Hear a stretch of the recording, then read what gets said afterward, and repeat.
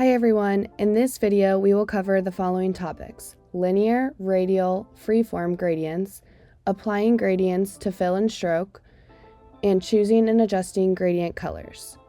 First, we will go over how to create a linear gradient by creating a document, and I chose the letter size and named it Learning Gradients so we don't lose it in our folders.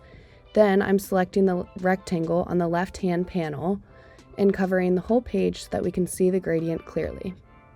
On the right-hand side, I've selected the fill and the gradient icon, and then hovered over to linear gradients. Here, you can use the adjustment sliders at the bottom by clicking the circles and sliding them back and forth to adjust how the gradient fades into one another.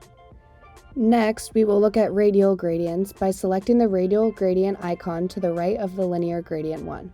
Radial gradients work in a similar way, as you can edit the gradient and adjust the slider to change where the gradient colors start and begin to switch and blend. With these, you can also hover over the dotted circle outline on the rectangle and drag and adjust the size of the circle to change the look of the radial gradient. You can also click and drag to adjust where the radial gradient begins and make it come in from the right side or the left side. Lastly, we will look at the freeform gradient, which is a great one to customize. By selecting the freeform gradient icon to the right of the radial gradient icon, you can see the two options to draw in either points or lines. If we select points, you will see 4 points appear on the screen as shown above. You can drag and adjust these points to change the appearance of the gradient. If you double-click on each of the little circles, you can change the colors of the gradient and alter how they fade into one another. As you can see, I'm double-clicking on each of the different circles and adjusting the colors, and you can move them around to see where you want them placed. If you select lines, you can connect the dots or draw lines wherever you want. So here I am connecting dots and creating new ones.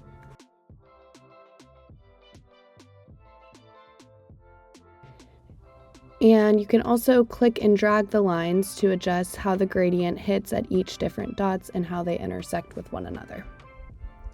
And then again, you can double click on the little circles to change where the colors change, and you can use the color picker to pick any new color that you want in each individual spot where the dot is placed. Now we will go over how to adjust the colors of the gradients. For linear gradients, after you select the linear gradient icon, you can double-click the circles on the line where you can adjust the gradient flow and adjust the colors as needed.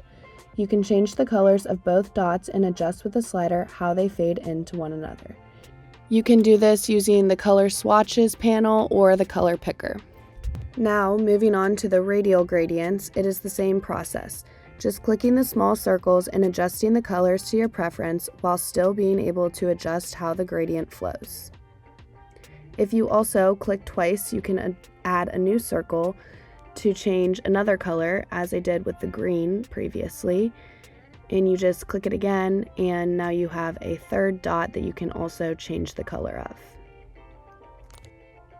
You can sort of play around with what colors you want to use and adjust the sliders to fade them in different ways. You can also use the color picker with radial gradients as well.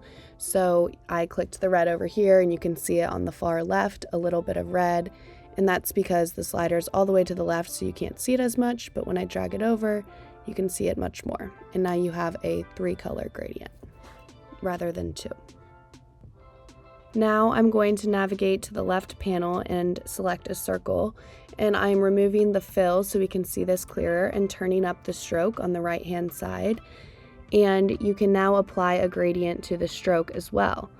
You can do linear or radial gradients applied to the stroke, and you can adjust whether the gradient is within, along, or across the stroke by selecting different icons under the stroke. You can use the adjustment slider to edit how the gradient flows and double-click the circles to change the colors. If you click Edit Gradient, you can see how the gradient applies to the stroke more clearly. So here I'm just changing how the gradient applies to the stroke and adjusting how it flows and fades into one another, and also adjusting the types of colors that are applied to the stroke. And then now I'm doing a radial gradient, And again, just adjusting the colors and how they flow into one another.